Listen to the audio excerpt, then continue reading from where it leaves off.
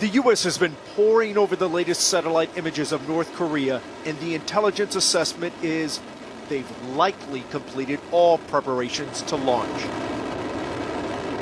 An administration official says the missiles have probably received their liquid fuel.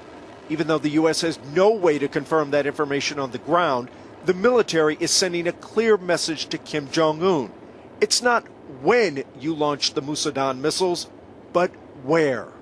If a test missile flies out over the water, the U.S. Pacific commander does not want it shot down. I would not recommend that. If we have any predetermined INW, we should have a sense of where it's going to be aimed. But if it's aimed over land near Japanese territory, interceptor missiles could be used to destroy it. And if it was defense of our allies, I would recommend that action. Admiral Samuel Locklear said this launch could be different from previous tests when the U.S. had significant indications on what was about to happen before liftoff. To understand the direction of the launch, where it was at. U.S. radars will calculate the trajectory of North Korea's new road-mobile missile, but Locklear admits the U.S. won't know as much as soon.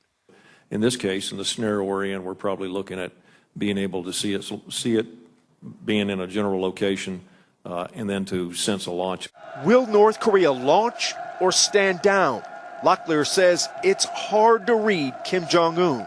His father and his grandfather, as far as I could see, always figured into their provocation cycle an off-ramp of how to get out of it. And it's not clear to me that he has thought through how to get out of it. And U.S. officials say this time they're working under the assumption that Kim Jong-un will not issue a mariner's warning. That's sort of a warning to ships and planes in the area. Don't be in this area during this specific time because that's where the missile could land. It's also a warning to the world, a heads up, so to speak, that the missile launch is imminent. U.S. officials, again, operating under the assumption that North Korea may not do that this time. But again, Wolf, bottom line, a missile that flies over the water, goes into the water, is just a test.